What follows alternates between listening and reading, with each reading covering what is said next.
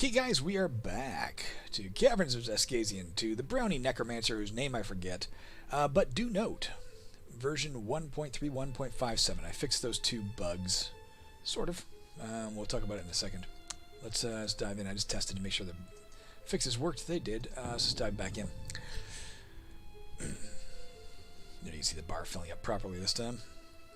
All right, here we are. Yeah, so let me just walk you through the two fixes just to get that out of the way. If you remember correctly in the stats, we looked down at a polythene. This little icon was over the annoyance. I just shoved all the icons here to 20 pixels to the right. Should do the trick, as far as I can tell. Surprised I never noticed that being a problem before, though. Aren't these ones in the wrong place? Aren't these going to overlap this? I've never seen it as a problem, but who knows? All right, anyways. Let's the other one. So you saw earlier we were like querying the sleeping icon here, and there was an overlap of text RE, the square, the unknown territory, and the sleeping icon. I can't show it to you right now, but essentially it just meant going 2 pixels to the right in terms of where it starts querying squares, which means there is 2 pixels of dead space here, as you can see, and it's not querying anything right here. But better than having a text overwrite. Alright, let's return to the game. So here we are in the Energon Matrix. What do we know about the Energon Matrix, besides that it's still on dungeon level 1? If we query it right here, we can see this is an Energon layer populated by Energons. This type of layer is organized with rooms connected by halls. In addition to the extra gold common to all layers, this layer usually contains extra magic archways, recharge stations, and wands, staves, and or rods. So there you go. That's what we're looking at here. Should be a lot of Energons and a lot of the other stuff it mentions, in addition to just randomly whatever to put on the level. Let's note the fact that it said it's got room is connected by halls. So we're out of that weird cavey environment. You can see we're in some sort of squarish room here. There's our temple. There's some gold. What's this one? This is platinum. So we saw the silver earlier, which is gives you half the quantity that gold does. Gold being the most common treasure you'll find. Platinum's less common, but it gives you double the amount that gold would give you. Let's go ahead and pick that up. Oh, I see some interesting stuff up top. Let's talk about this. Let's say okay to this first. 4 gold. Screw you. Cooking fire. If we had meat, we could cook it here, but we don't have meat. Worth noting, though, that cooking fires have a 1 in 900 chance every turn that they extinguish. After that, you can't use it anymore unless you have a means of relighting it. Here's one of those Energons. We fought one of them before. Let's go ahead and fight it. We'll talk about what else we're seeing. Nice and easy for us. Well, what are we seeing here? This is another shrine. We saw that shrine to Taltia Ward we just passed in the last game, where we did it right before we came down. Worked out well for us. She likes us. She gave us 10 attribute points, let us get our health up. We're still character level 1, unfortunately. We still got 100 experience to go. But this is a new shrine right here. This is a Xaskazien shrine. Who's Zegex? Well, you can see he's one of the minor deities. So they have their shrines too. Not as common as those to the major deities, but Xaskazien shrine. This square provides you the option of invoking Zegex, the knowledge thief, with a chance of success based on your relationship with the Zegex. Success grants you 1 to 3 skill points. Failure randomizes your race and class, though you will retain any perks you've already unlocked. We haven't unlocked any. Xaskazien shrines may only be activated once. Now, I'll be honest with you. If I was playing the game alone, i.e. you weren't watching, I'd probably risk this. Because 50% chance we get 1 to 3 skill points, which would be really useful. We use skill points to gain skills. That would really help out. 3 skill points at the start of the game would be a big boost. But a 50% chance it randomizes our race and our class. And because you're watching, and I promised you a Brownie Necromancer run, I don't want to risk that. If the number was a lot higher, maybe I'd do it, but right now he's totally indifferent to us. It's a coin toss. I'm not going to do it. But to be honest, I usually randomize my racing class at the start of the game anyway, so if I was playing alone, yeah, well, what do I have to lose? Another cooking fire, more gold. Here we got a recharge station. It promised there might be these. If we go here, it'll give us the option of recharging any 1 wand, staff, or rod up to 6 charges. They can't have more than 6 charges in them. You can only use this once. No point in doing that right now, because the only wand we have is a life-absorbing wand, and because of our wand lore, we got 1 charge back in it when we came down. We might as well use that 1 point, though. As soon as we get a chance to fight another Energon, we'll do that. let's go up here first. Oh, what is this? An anti-magic glyph. As long as one of these squares exists on a map, neither you nor any monsters may cast any spells or use scrolls or wands. Entering the square will destroy the glyph. Non-flying monsters entering the square will likewise destroy the glyph. So if we tried, I don't think we have any spells we could cast here. Let's just go fight a guy manually and try and cast a spell to show you its lack of work. There's another recharge station. There's a meat locker. Could contain meat that we could cook. Unfortunately, it's locked. And we don't have lock-picking skill, and we don't have any spells to open it, so there's nothing we can do about that. We saw a pendulum blade earlier. This one's a lot faster. This is a normal pendulum blade instead the other one was a slow, dull pendulum blade. This one does more damage, harder to dodge. We can still go around it, though, I think, so why would we bother risking it? Oh, that's why. Here's a slow, dull pendulum blade. Not as bad as the pendulum blade. 15% chance to dodge this for us, and if we fail, we take 6 to 30 physical damage. This is a 30% chance to dodge. We only take 3 to 15. Let's not go that way. Let's see if we can find another way around. And we'll only go that way later if we have to. Let's pick up this gold. I want to go up here and show you this. Well, actually, let's get rid of the anti-magic glyph. We want to have the right to use our spell. So that's broken. All you gotta do is step in the square, it's gone. Or if a non-flying monster had entered that, it would have made it gone too. What is this? I keep ignoring this giant blue thing. This is ice. Basically a hockey rink right here. These are ice walls around the edge of the ice. Ice walls function like normal walls in that you can't pass through them. But ice walls melt over time. You can see this one's at 40% size, this one's at 20% size. They'll keep shrinking. When they shrink low enough, you can actually see through them. You can't see through this one because there's blocking line of sight, but this one we can see through. But you can't walk through them until they're gone. When they finally disappear, they'll turn into just standard ice. Ice can be a bit dangerous. If we're not flying and we step on it, we're going to slide around like you would on ice. 75% chance we slide in a random direction. But also, we could break through the ice and fall into the frigid water below. That can be very dangerous. What our odds are is based on how many items we're carrying, half the number of items. So we've got 9 items divided by 2 gives us 9% because it's 4, or excuse us 4%. Shouldn't it be 4.5?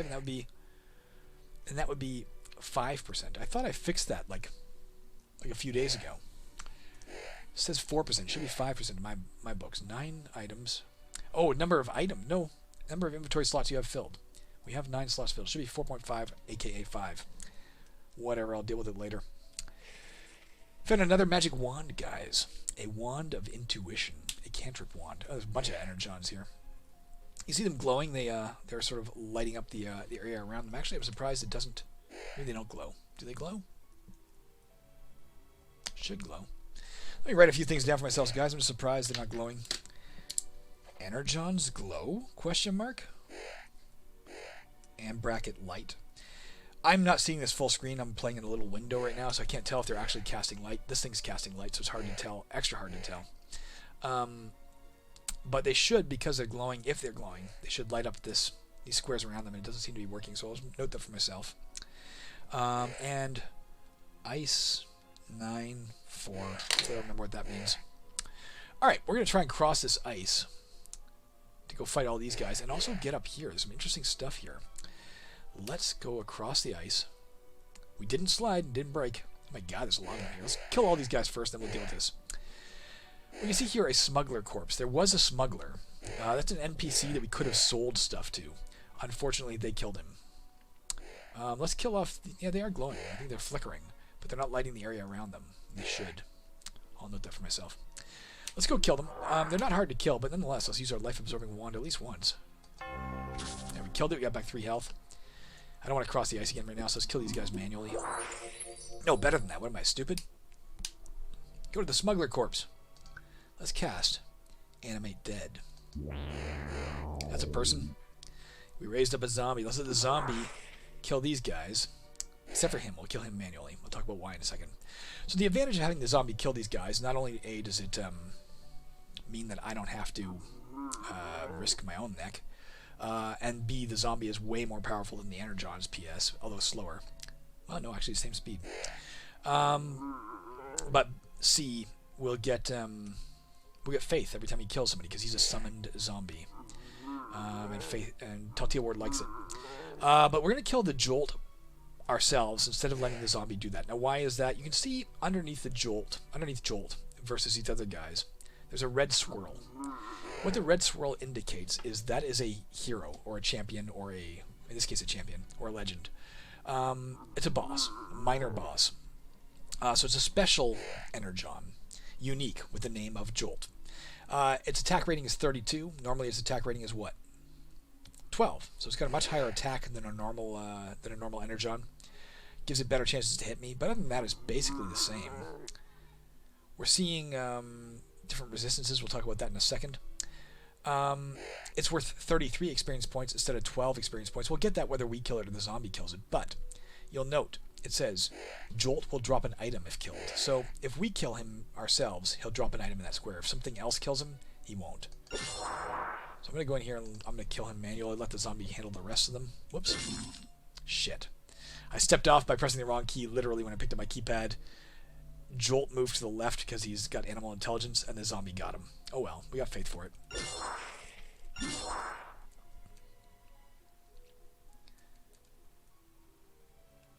Go get him, zombie. Alright. Now, a couple of things to point out. What did I want to point out? First thing, summoned zombie. We can see his stats here. It's pretty powerful. Got a 44% resistance to physical damage. Not that that matters here. The Energons do electrical damage. I was going to point out that the Energons all had different resistances. They all had 100% resistance to electricity. That makes sense. They're electrical. But they had different resistances other than that. That's because they're aberrations. That's their type of monster. Aberrations always have random resistances. Undead always have varying degrees of physical resistance, getting more and more the higher level they are usually. And toxin resistance as well. So monsters all have different traits that are sort of in common with their sister monsters or similar monsters in the same class. I want to pick up these papers. God damn. So that was a booby trap, guys. It's an acid splash trap. As a result of that, acid poured all over me. I took 13 damage. You can see it says they do 5 to 14 damage, but they also melt 1 to 2 random inventory items. Let's see what melted. My boots of jumping melted, and my scraps melted. There you go. We go in the inventory, it's reorganized itself, and we're missing those things. There is a skill called Acid Resistance. Getting this up lowers the amount of damage you take from acid, and also if things are automatically going to melt, it lowers the % chance that they do. We'll talk more about that later. Let's go ahead and do we want to do this? No, I'm not going to go in here. That'd be crazy. That'd be really crazy right now. This is a magic arch. It told us there might be a lot of magic arches on this level. Here's one right here. Magic arches, when you step in that square, they have an effect, and then they disenchant. After that, they're no longer a magic arch, it's just an arch. So it'll have one effect the first time we step in it. It'll do one of these random things. It could teleport us. That'd be fine, I guess. Wouldn't really matter, random square. Could put all our spell points back to 50. That'd be useful, given we just spent 30 on the zombie. It could drain our spell points down to 0. To be honest, that wouldn't much matter to us, would it? Because with our 20 spell points right now, we can only cast the one spell. Or we can't cast any spells, rather. Both our spells cast 30. It could heal us all the way back to full. That'd be really useful. It could be cursed, and we'd take 3 to 15 electrical damage. That could put us on the edge of death here. Blessed, we would gain 1 to 10 attribute points, just like Taltia Ward gave us 10. We get 1 to 10 out of this. It could drain our experience all the way back down to 0. And given we're 5 experience points away from leveling up, that'd be dumb. When we do level up, it'll cost us the amount of experience it takes to level up before increasing how much we need to get the next time. So, say we got 5 experience points. It's not that we then have 300 experience. We'd have 300 for a split second. It would level us up to level 2. We would then have 0 experience because it costs 300 to get there. And the amount we need would climb by 10%, so it would go up to 330. So let's wait till we level up before we go in there. Maybe get some health back. We'll get that as soon as we level up too. Another piece of jewelry, guys, and that actually changes my plan for what we're going to do when we level up. This is a Ring of Packing. It is a low power magic item. Can't use it yet. But if we did, it gives us 5 extra inventory slots. This is fire. You see us spreading smoke around. We can choke on the smoke. Can't see through the smoke. You can't see out of the smoke. Combat odds are lowered when you're in smoke. We held our breath. Oh. Alright, we got past it. Into this weird little room. Okay. Let's pick up this gold and talk about the rest we're seeing here. Bunch of things in here, guys. A little torch casting light. This is more rubble. We saw that earlier, actually, when we trigger the cave in. Rubble is just slightly hard to move through. Every time you try to enter it, 50% chance you do, 50% chance you don't. Same thing goes for non-flying monsters. But we have 3 other things in here we haven't seen before. We have this large metal idol. This square gives us the option of stealing the idol's eyes. So it's a big metal idol, and it's got gemstone eyes. We can pry those out. An idea I think I stole from the cover art from the old player's handbook in D&D.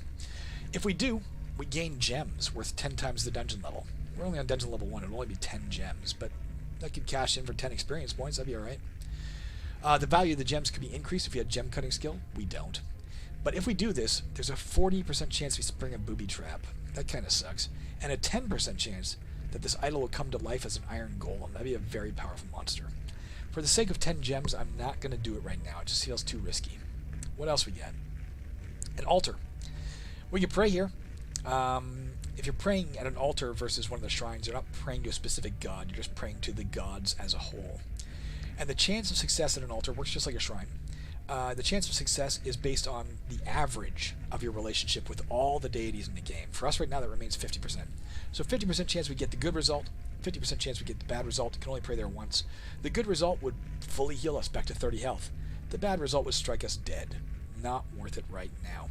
P.S. If, as our religion, we had chosen agnostic instead of Taltia Ward, if we'd chosen to worship no god, then altars become 100% successful 100% of the time. So there's that advantage, but we wouldn't have access to the stuff we have access to in terms of faith, which we're going to touch on soon, because we do have 28 faith points, I see. A lever. We can go here and pull the lever. It'll do something. We just don't know what it'll do. So until we know more, I don't want to do it. There is a chance it could stop one of these. It could be a lever that's attached to one of these, and it'll stop it from swinging. That'd be useful. But because I don't know what the options are it could be yet, I'm not going to pull it yet. I want to find out what else it might do. Let's pick this up. Magic jewelry. Alright, a student's amulet. Okay, here's the good news. Jewelry only comes in 2 forms, amulets and rings. You're allowed to wear 1 amulet. You're allowed to wear 2 rings. So that worked out kind of good. That we have all the things we need. Just can't use it yet. We'll talk about what it does in a minute. No point right now because it won't make a lot of sense just yet. Let's go through the smoke again. Come back here later. Grab this gold. There's my zombie walking around up here. Let's look at the zombie again. I want to point something out. It's got intelligence. We saw the intelligence of this guy, animal. We talked about animal intelligence monsters. We talked about standard intelligence monsters. Automatons are a different class. So automatons are psychic. They literally know where any enemies are on the map at all times. In terms of our summoned monster, he's always going to try to attack the closest enemy. He won't consider anything else. Just whatever the closest enemy is, he's going to charge it and try to kill it. But what makes an automaton problematic as a summoned ally and easier to avoid as an enemy is while they psychically know where all the enemies are and will make a beeline for them, unlike other monsters, they won't pathfind. So if the zombie is standing here, say, and there's a monster here it wants to attack, it won't go up and around as you see my cursor doing here. It'll try and go right through the wall and just bounce off the wall repeatedly until that monster, say, stepped up here, and then it might step up and try to get him. So they're not just stupid, they're literally mindless.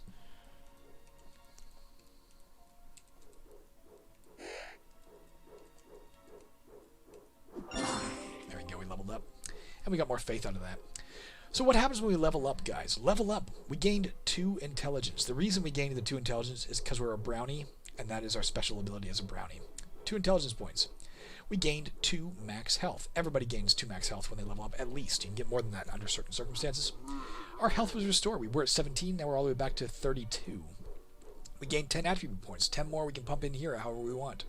And we gained a skill point. So let's walk through this. We also gain a perk. Whenever you level up, you gain a perk. Now, what perk do you gain is based on your race or your class. Every time you hit an even character level, you gain a racial perk. Every time you gain an odd level, you gain a perk based on your class. So in this case, we hit level 2, we gain a racial perk. We are pint-sized. This perk grants you plus 30 defense in combat versus giant types. Remember that Woodwose we saw in that first level was a giant type? If we were facing him now, it would be treating it as if we had like plus 30 defense. We only have 4 now. We'd have 34 versus the Woodwose because of that ability. Where are we going to put our points, guys? Now, here's where we got to talk about what these skills and stuff do. Some of these attributes, some of what we talked about, right? The higher our strength, the more gold we can carry. Might be useful to put that up. Also, the higher our strength, the more bonus damage we can do when we hit in combat with a melee weapon. and the greater the odds of doing that bonus damage. Also, we saw items have strength ratings, right? Need 10 for this, need 10 for this, need 10 for this. But there are things that have a lot higher strength rating, and we might need higher strength if we wanted to equip one of those things. So that's what strength does in general in the game. Dexterity in general in the game is our chance to hit. Our base chance to hit is 30%. Put this up, we'll have an easier time hitting things. Also, missile weapons have a dexterity rating instead of a strength rating. Intelligence. This is how we derive our spell points. Right now, you can see we have 52 intelligence, and we have a maximum of 52 spell points. Intelligence is only one portion of the equation. It's based on your intelligence, combined with a skill called thaumaturgy, which we have at the basic level, and the dungeon depth. The deeper you go, the more spell points you get as you get closer to Xaskazien, who just exudes magic. But getting your intelligence up is one way to get more spell points. That could be useful to us. I'll come back to this one other aspect of intelligence I want to cover in a second. Actually, a few other. Spells have a minimum intelligence. If our intelligence was less than 30, even if we had 50 spell points, we couldn't cast this. It tells you right there, our intelligence required is 30. Same thing for this. So we don't want to let our intelligence drop a ton. Health, this is your hit points. You hit 0, we're dead. So putting this up just keeps us in the game longer. There is another aspect to all of these, and that is the skills. Remember, there's 4 different types of skills. We have your general skills. We can see here, if we want to get a general skill, it's going to cost us 1 skill point. We saw that when we created our character. Remember, I said we're good at general skills, we're good at mage skills. So we can get any of these skills right now for 1 skill point. We could get any of these skills, sort of, I'll come back to that in a second, for 1 skill point. These would cost us 2 skill points. These would cost us 3 skill points. So if we want to get those, we're going to save up our skill points. While we're on that note, intelligence. Another benefit getting your intelligence up is every time you level up, it takes whatever your current intelligence is at the time you leveled up, and it sticks it in like this hidden pool. And when that hidden pool accumulates 300 points, you get a bonus skill point. So if we got our intelligence all the way up to 300, every time we leveled up, we'd get 2 skill points instead of 1. If we got up to 150, every other level we'd get an extra skill point, you know? So getting your intelligence up is beneficial to any character, even if you don't intend to cast spells. Anyways, in regards to these skills, beyond the fact of its cost, you can see here your max trainable general skill level. Basic, max trainable mage, basic, rogue, basic, warrior, basic. Coincidentally, they're all basic. Now, why is that? Because you need at least 30 in a corresponding attribute to get basic level skills. So if we wanted general skills, that corresponds to health. We have to have at least 30 max health before we're even allowed to learn basic skills. So if you're at 25 health right now, or 25 max, we wouldn't be able to learn any of these, even with the skill points. You need 60 to get the advanced levels. You need 90 in that corresponding attribute to get the expert levels. And general is tied to health. Mage skills are tied to intelligence. Rogue skills are tied to dexterity. Warrior skills are tied to strength. So you need to get those stats up if you want to be able to learn good skills. For that reason, we already have enough points to learn the basic level in anything. In terms of the stats, the attributes, you don't have enough skill points, but the attributes are high enough to learn basic skills in any category. And given there are other ways to learn skills besides just spending skill points, that's a good place to target. But putting 10 into any of these is not going to open up anything else, versus if we put 10 into intelligence, or even 8 into intelligence, let's say, and 2 into health. Now we're at 60 intelligence, which means we can actually learn advanced mage skills if we want to. Now I'm tempted, if we took advanced thaumaturgy, this would increase the number of spell points we have by 25%. That'd be pretty useful. But normally, all things being equal, normally the very first skill I always take is traveling. Traveling just increases your inventory slots. Untrained, which we can have 10 inventory slots. But if we got the basic level, we'd have 15 inventory slots. Normally that would be my first step. But there's a better plan for us, because we have these 3 magic items. We used to have the boots too, we don't have that anymore. These 3 magic jewelries can only be put on if we learn basic magic item use. Now still, even with that, if it was just 3 random rings, I'd probably still go for traveling. But one of these rings gives us 5 extra inventory slots. So if we learn magic item use to the basic level, now we can wear all 3 of these things.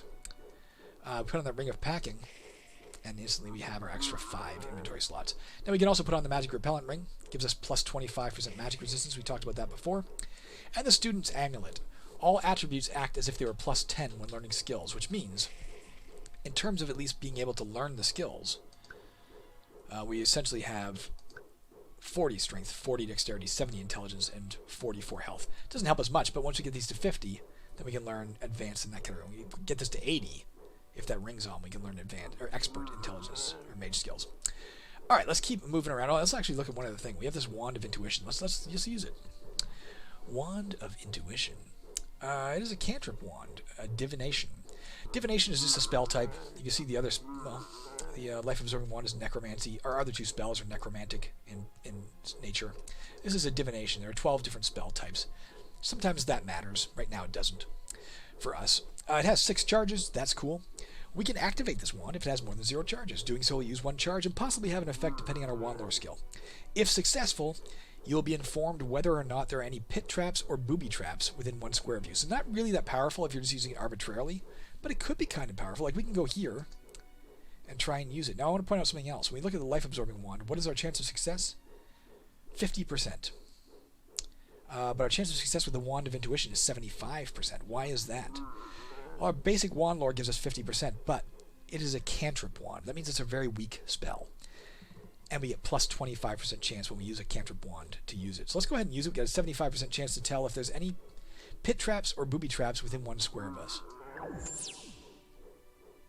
There's none. And we can be guaranteed of that. It's not like maybe it told us. It told us. Which means I know for a fact this is not a booby trap. There you go. It is a trap, but not a booby trap. It's a poison dart trap kit. It's an object that we just picked up that we could use to set traps for monsters. Now, trap kits have a chance when you use them that instead of setting the trap, you accidentally trigger it in your own face. So we could be trying to set this on the floor and then the dart flies in our face and we take the effects. Your odds to set a trap successfully are based on your trap setting skill. We are completely untrained right now, which means a 50-50 shot. Probably not going to be setting that. I don't want to get poisoned, but we could. Found ale. What's that do for us? If we drink this, we can only drink it once. It's gone. Our strength gets raised by 50 for 60 turns, but our dexterity will be halved for 60 turns. If I'm remembering correctly, in that last level, I could be wrong, there was a coffer that we tried to open. Remember, we tried to open it and said I told you it has a certain strength rating associated. We tried to open it. We were too weak. We could chug the ale right before we did that, and then essentially our strength would be 80. Give us a better chance of opening it. But we would, of course, be half dexterity for a little while as well. Carry that for now. What is this? Oh, Wand of Featherfall. We're collecting a lot of wands, guys. That's alright. This is a Aeromancy wand.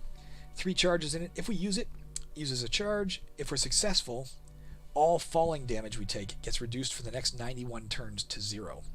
So if we're about to jump over a pit and we're worried about falling in, great time for Featherfall. Hopefully if we fall in, it doesn't matter. Let's pick up this gold. 3 gold pieces. Oh yeah, we talked about this. We didn't talk about this. We saw it and then passed it by. Let's take a good look at it. This is Yorick's Dimension Hopping Trunk. Let's call your attention to the first sentence there. Yorick's Dimension Hopping Trunk has a 1% chance of appearing on any given level. Only 1%, and we got lucky enough to find it here, so that's good. The way it works is anything we drop in the square where Yorick's Dimension Hopping Trunk is will still be there the next time the trunk shows up. Only a 1% chance it's going to show up later, but if it does show up, everything we drop in there will still be there. And that doesn't mean just in this game. If we drop stuff in Yorick's Dimension Hopping Trunk, I could be playing 3 years from now as a different character. It shows up, whatever I dropped in there today is still in there. This is a trunk that literally hops through the multiverse, and that's why different characters get access to it. It's a way to pass stuff from your current character to another character if you're carrying something you don't need. Let's take a look at what's here. Large skeleton key, that could be useful. As long as we have it, we get an additional 15% chance to pick the lock on any door. Now note, door does not mean the front of this meat locker. This is not a door, this is a fixture. Doors are actual doors that you pass through. So it's useful for that. Even if we had no lockpicking skill, we'd have now a flat 15% chance of picking the lock. Copper padded armor, pretty sweet. It would give us 30 defense for God's sakes. And because it's copper, it is easier to repair at forges. Unfortunately, it requires 60 strength to use. So if I take this now, I could take it and carry it around, and hopefully eventually I can use it. The problem is if I take it out of the trunk, it's not in the trunk anymore. And right now my character can't use it. Some future character might get more benefit. I'm going to leave that here. Paper hat. It's a crappy improvised helmet. Give us 2 defense if we throw it on. What does improvised mean? Well, you can see right there. First of all, you don't need armor use skill to use it. We have basic armor use skill. Lets us use light armor. We don't even need that, though. If we for some reason we didn't have armor use skill, we could use this, whatever it was, because it doesn't require armor use skill. Its condition can never be above 50%. I think we talked about condition in the first episode. And it can't be repaired in a forge, so you need magic to repair it. Don't want it right now. Heavy stick is a maybe. It's got a -6 to hit instead of our -9 from our sickle, but it only does 2 to 4 damage instead of doing 1 to 6. Might be useful to have a backup weapon, though. A Goblin Wicker Shield of Summer that I dropped in here at some point. Its condition is awful, so it's almost broken. I probably won't take it for that reason. I don't have a good repair skill. If I was to use it, it would give us 3 defense. We would do +3 damage every time we hit. Its max condition is lowered by 50, so it too can only have a 50% max condition. And it would give us +25% cold resistance. Any damage we took from cold, for instance, if we fell in the frigid water here, would be lowered by 25%. It also lowers your chances of freezing, essentially, by 25%. Mage's Hatchet of the Caves. This is interesting. Okay. What is it? It's a light axe. Just like our sickle is a light axe. It has a strength requirement of 30. We have 30 strength, so we could use this. Unlike the sickle, instead of having -9 to hit, we now have -15 to hit. That sucks. But instead of doing 1 to 6 damage, it does 1 to 12. That's a pretty substantial gain for just a 6% chance less to hit. It's in good condition, excellent condition as a matter of fact, 84%. But also, every time that we hit a monster, we get back 10% of our current spell points. That's pretty good for a spellcaster. And also, you can see +50% of dungeon level to hit. That gives us a +1, I guess, to hit. Should. Just trying to figure this out. It's -15 to hit, but it's actually -11. Why is it only -11 and not say 14? We're on dungeon level 1. 50% of 1 is 0.5. That should round up to 1. So as far as I can see, we should get +1 to hit. Whoops. I'll say yes, and we'll take it. Let's take a look. Let's reorganize this. It's claiming, though, we'd have -11 to hit. Let's just put that to the test in a minute.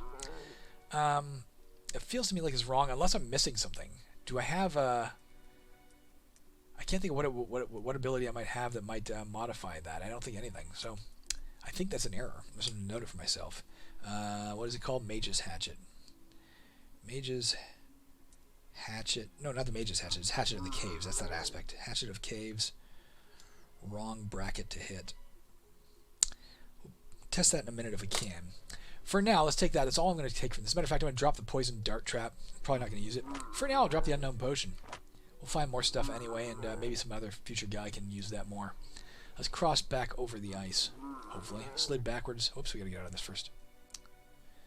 Say okay to this. Whoops. I clicked out of the window, guys. There we go.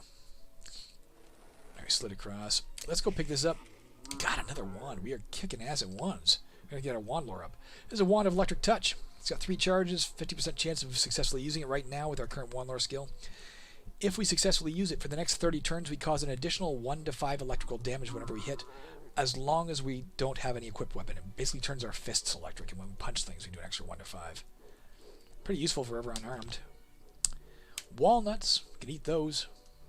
Get back for us 5 to 20% of our max health, 5 to 15% of our max spell points. Would give us back 1 to 6 health, 3 to 9 spell points right now. We don't need it right now, but let's carry it. Grease Trap Kit, another trap kit I'm not going to use more than likely. Let's go down here. Let's not put our stuff in there. Why am I not putting my stuff in the temple right now? In case there's a merchant I want to buy some. We're not using this for reasons we gave earlier. Let's restore all our charges to our life draining wand here. Life absorbing wand, pardon me.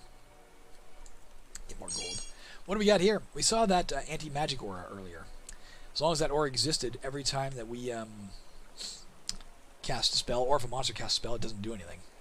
Wherever that was. This one, though, as long as this exists on a level, every time we get hit in combat, we get back 3 to 6 health. So we want to keep that intact for now. However, destroying it is an evil act. So we're going to want to destroy it before we leave. because screw all future adventurers, right? Let's try and get this Energon to come to us.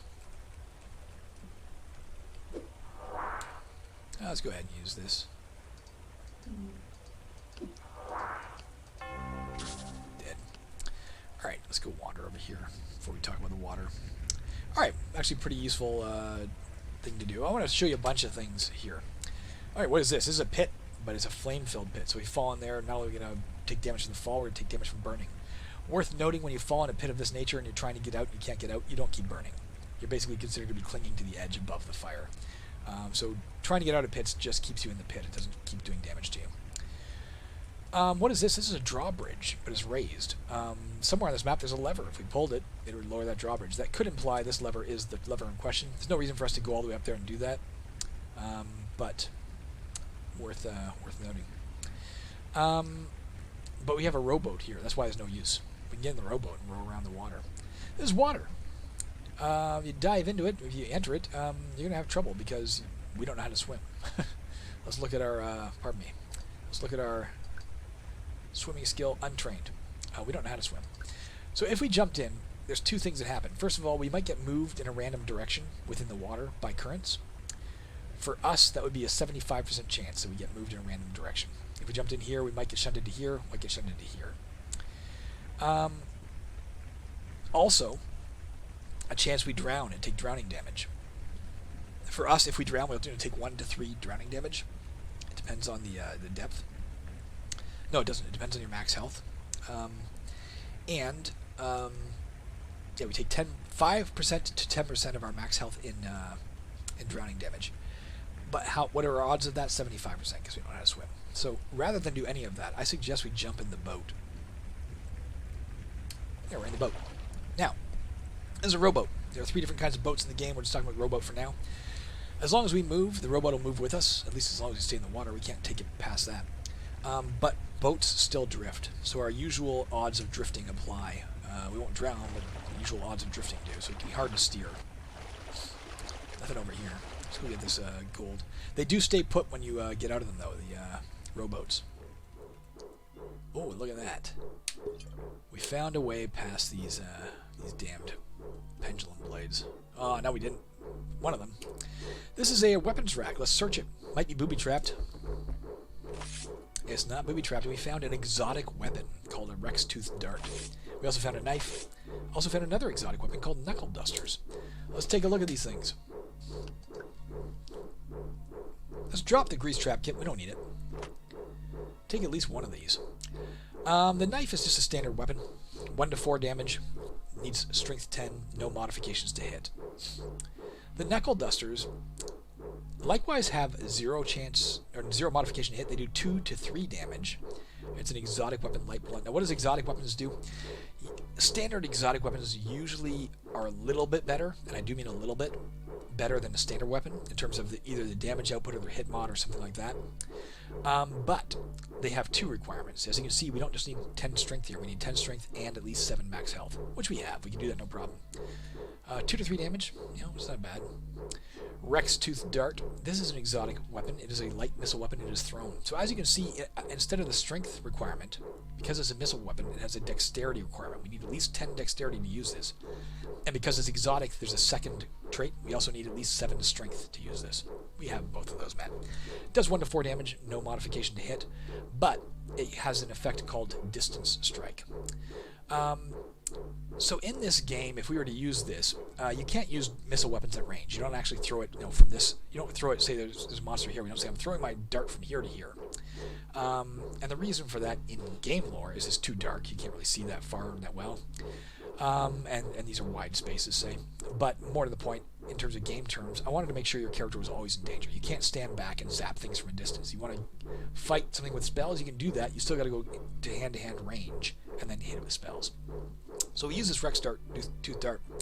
We still have to go in the same square as the monster, but the distance strike means we can keep some distance. And what that means in this case is there's a 33% chance of every round of combat that we get to attack it, and it does not get to attack us. So 2/3 of the time it's not even going to swing at us if we're using this. On the other hand, you can see no strength bonus. Our 10% chance to do an extra 1 to 3 disappears. If I was picking any of these, I think I'd take the Rex-Tooth Dart. So that's what I'm going to take. take a look at this right now. Let's unequip everything. Our base to hit is 30. When we equip this, our base to hit is 19. So it is truly only doing minus 11 to hit. It just seems weird to me. Should it be minus 11? Or maybe the minus 15 is wrong and the minus 11 is right. I'll have to look into that. That seems like the math is off on that. Figure it out later. Add it to the pile, guys. Alright, what's this? Another wand. A wand of trap nullification, which actually goes really well with our wand of intuition. Let's start using that more. I'm going to drop the ale. Take the... Oh, how do I drop it, by the way, guys? You just right-click something. And then it says, do you want to drop it? You can say yes or no. When you see yes or no again, you can press Y or hit enter or hit keypad enter or just click the button. I'm going to say no. You can also do it... Oh, we didn't talk about this, guys. I mentioned earlier, the game can now be all played with keyboard. I don't think I showed you a lot of this. Okay, let's talk about this. Holy crap, I'm neglecting my duty, guys. So we've already seen that we can point at anything and learn about it, right? But what do you do if you really want to do that and you don't have a mouse? Well, you can do it with keyboard now. There is a... We can rebind the keys as we talked about earlier. But if I press X, it switches to keypad mode, keyboard mode, and now I can use the number pad to move this around and query whatever I want. And if I hit enter, say, I go to there. I might have shown you that earlier. I don't recall. What I definitely didn't show you is how to manipulate these. Did I? Maybe. I think I mentioned to you can press like Shift N to use walnuts, say. We can also use page up and page down in here to do this stuff. Maybe I did show you that. Maybe I'm wrong. Alright, let's assume I showed you that. Let's go to the wand of trap nullification. I tend to use a combination of keyboard and mouse. I just find it easiest. Now we don't want to pick this up because, again, it would give us too much gold. Let's leave it there for now. Come back and get it later. Let's go drop our gold in the temple so we can come back and get more. Where's that? Oh, another thing we can do now that wasn't in the game before. There are a few keyboard shortcuts if you want. I mean, it's obviously easy to get in. Easy enough to get to this temple, right? We can use the number pad, move up there. I can left click here, will instantly go there. I can also press Control T to instantly move to the temple. There you go. If I was to press Control G, there's no safe path to get gold. That would bring us to the closest gold that we can safely reach. Closest treasure we can safely reach. And Control S would bring us to the stairs. Just a few keyboard shortcuts if you want to ever use them. Don't need to, that's for sure. Let's go get this gold. You can see this cooking fire burnt out. This one's still going, this one burnt out. 2 gold pieces. Let's get the other gold we left behind over here.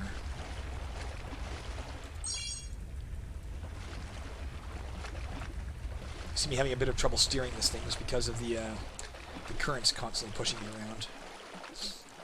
Oh, we have another boat. So we're in the rowboat. There's also a raft here. Raft functions exactly the same as a rowboat, but it's a little bit worse. The reason being, well, let's watch. Let's pass our... No, let me get out of here and pass our turn. There, you saw it. The raft was here, it moved to here. So when you're not in a raft, it'll just drift by itself. When you're not in a rowboat, it stays parked. If we were to crash our rowboat into the raft, the bigger watercraft wins. So we would destroy the rowboat, or the raft, rather. I just heard it happen. That raft drifted into something and broke. Might have played at full volume. That would be dumb. Alright, let's go get this gold. This is, again, like that iron golem we saw, or the iron idol, but I'm going to do it. We can get 10 gold out of it. Before I do that, let's use our wand of intuition. Didn't work. There are no pit traps or booby traps within 1 square of us. Let's put that to the test. If I take this and it's trapped, then it's broken. Not trapped. Even if it had been trapped, we could have then used our wand of trap nullification, which would give us 75% chance of disarming any pit trap or booby trap within 1 square of us. Please note, there you see the rowboat broke and ended up there. Raft, rather. Open pits. Like once we trigger a pit trap, and it becomes open like this one is, that is not a pit trap. That is a pit. Pit traps are before you step in them, so you can't disarm that with a wand of trap nullification. You could disarm the pit trap so that it won't open when you step on it, but you can't seal up an open pit. Let's get out of here. Alright, we are just about done here, I think. Might want to go past here. Have you found the stairs yet? Do we know how to get off this level yet? No. So the stairs are still out there. If I had to guess... Oh, there we can see them right there. So we have to get beyond this thing to get there. Let's go do that now, I think. There might be something on the other side of this ice. We could go explore it, but I don't want to fall through, as our zombie did, you can see here. If we go up here and look... whoops. Yeah, our zombie walked around and fell in there and died. Anything else we want to drop in the... Let's go ahead and drop the unknown potion. I'll keep everything else. Nothing else up here we want to drop in here? So make sure there's nothing we're missing, like a shelf or anything over here. No. No point in pulling that to lower that drawbridge. Unless it happens to stop this, but it probably won't. Because something on this level stops that lowers that drawbridge. So, we're just going to try and dodge past it. At least it's slow. No, it got us for 4 damage. Not a big deal. Let's go use this to recharge one of our wands. Which one do we want to recharge?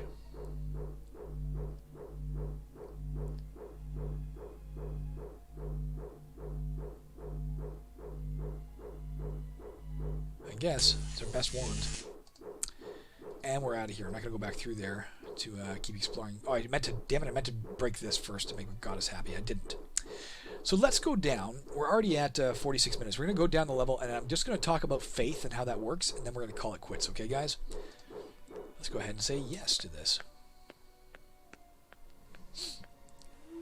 Here we are. Oh, we got our first event coming into play. Okay. Foxfire. A dancing light is confusing your travels. Each time you see it, a small section of unexplored map will become revealed, or a small portion of previously explored map will be erased. As of 3 months ago, every event has associated graphics. They didn't used to. And we actually saw there's a small version of that too when we look in the event. When we looked at Asteria Day, you can see a small version of the graphic. And when you come to the events screen now, you can see the event is listed. It's Foxfire. It's ongoing. Each turn we remain on this map, there's a 2% chance that a small section of map will be chosen, and all unexplored squares there will become revealed, while all previously explored squares there will be erased from your map. So it's going to make mapping this level very difficult. Anyways, I promised you we'd talk about faith, and then we're going to call it quits here. There's another woodwose coming. Remember, with our pint size now, he'll never hit us. Let's do the math and make sure the combat odds are right, too. We have a 30% chance to hit him because of our dexterity. Minus 11 from our axe, is that right? Minus 11 from our axe should put us down to 19. We have 24. What am I missing, guys? I'm forgetting something. Why do we have 22% and not 19? Unusual. What is it? Does it have to do with the caves aspect? Let's switch over to our sickle, say. So we have minus 9 to hit. We should have a 21% chance to hit it. We do. Rex Tooth Dart, we should have a 21%... No, a 30% chance to hit it. We do. Hatchet of the Caves. 22%. Hatchet of the Caves aspect is a bit borked, guys. I'll have to look into it. Although we are in wait a minute, we are on dungeon level 2 now. We have a different chance to hit it. We are on dungeon level 2 now. And they supposed to do what? Plus 50% of dungeon level to hit. So we should have plus 1 to hit. So it should still be negative 14 to hit, not negative 8.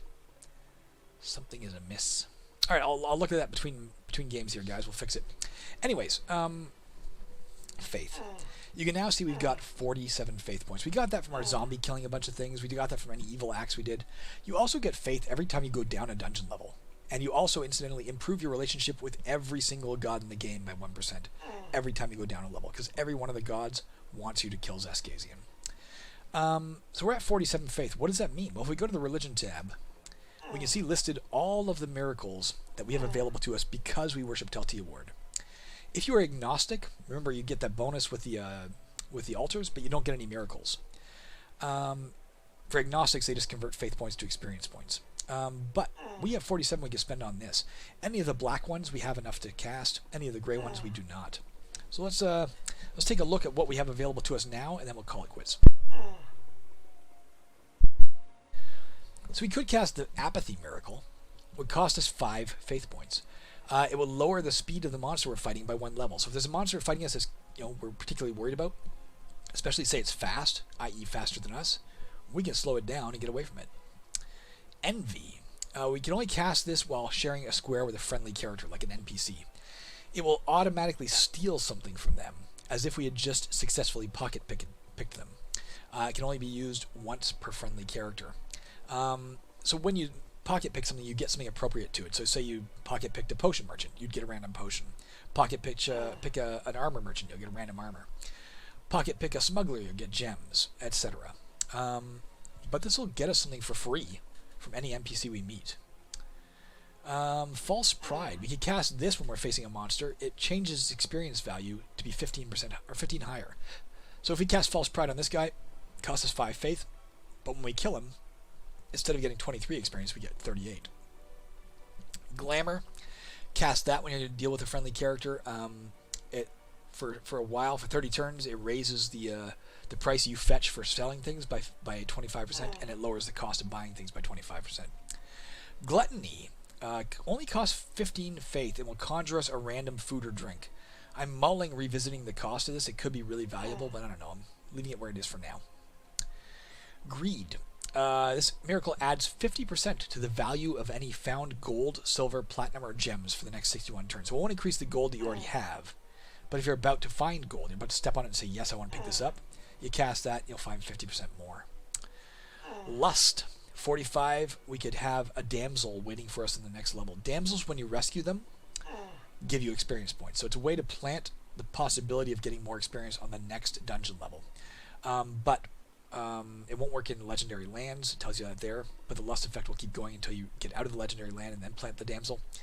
Damsels can get eaten by monsters the same way that Smuggler did. So you might have a damsel waiting for you on the level, but she can get killed before you reach her if you're not fast. And Shackle. This will tie a monster down with chain shackles. After that, their odds of leaving the square and breaking the shackles permanently is equal to their level over 1800. That's their chance. So not very great. This guy would only have a 1 in 900 chance, or a 2 in 1800 chance every turn of breaking his shackles if we shackle them. Not that we want to. So that's how they work. When we get back, we'll continue exploring this level. These first 2 rounds have taken a bit of time. There's been a lot to explain, but again, I promise you the pace will pick up. I hope you're still enjoying it, guys. I'll be back tomorrow with more of Galubab Alagax's adventures, and hopefully we'll get moving a bit faster here. Thanks for watching, guys. Hope you have a great day. I am off to a restaurant with my wife because it's her birthday. Say happy birthday to Tanya. She'll be thrilled to see it in the comments. Thanks, guys. Bye.